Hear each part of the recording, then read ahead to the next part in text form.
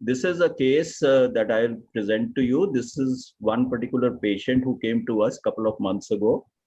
And the patient he's an active lifestyle person. He was having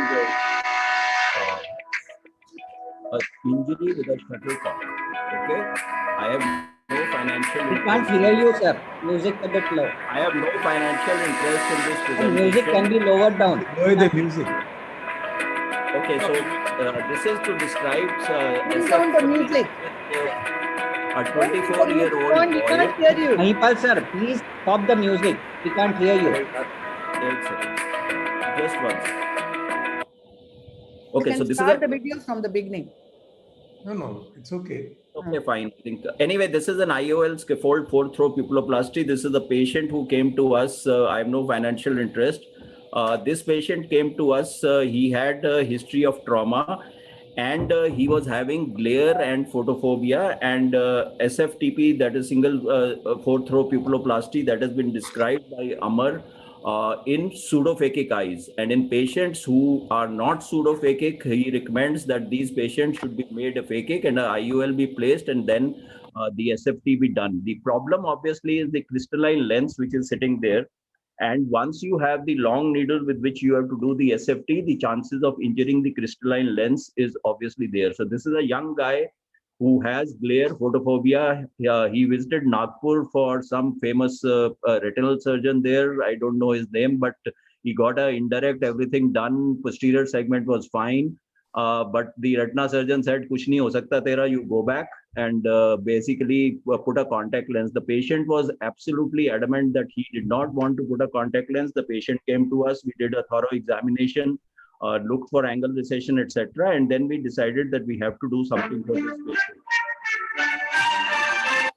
So we decided that we have to do something for the patient. So in this particular case, what we have done is that we have taken the patient to the OR. We are doing it under a block, as you can see. And you can see the areas of sphincteric tear. There are multiple areas of sphincteric tear that are there. We made a side port incision. We put viscoelastic there. And what we then make is an incision, which is the main port, enlarge it slightly, because what we are going to do is something that has not been described in the world earlier. And we are going to put in an IOL. The IOL that we have seen or chosen is a plate haptic lens and not a normal lens, because a plate haptic lens will give you a large exposure or a large protective scaffold once we have to put the needle. So we are now putting this plate IOL. I could have also used an IPCL or an ICL, but since this lens has to be discarded afterwards, they were much more expensive. So what we are doing is that we are rotating it into the horizontal direction, because this is the area where I need a protection for the needle. So the needle that we are going to use, we are making a side port, and the side port that we are making, we are now going to have the long needle. You can see this is the long needle that we have with the Prolene suture. We will take a forceps from the other side, take the meat of the iris, and then pull the needle, and then we'll put a 26 gauge needle from the other side.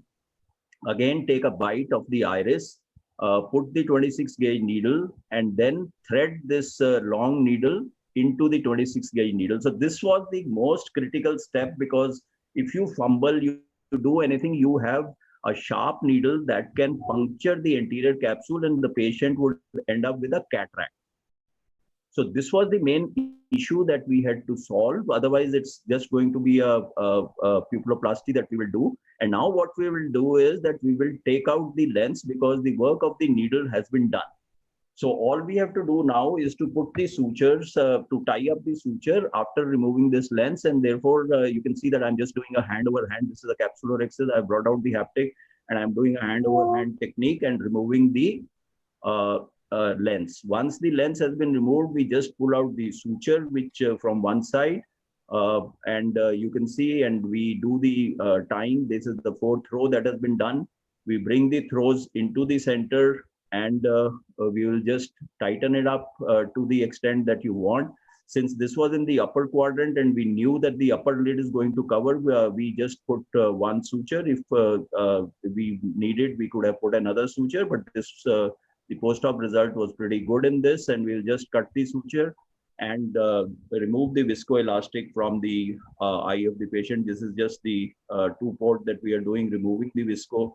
And once the visco has been removed, we will finish this surgery and do the hydration. And just for safety's sake, I'm going to just put one suture, and that is the end of the surgical procedure that is there. So friends, what I'm describing is a scaffold that we are wanting to have for the surgical outcome that is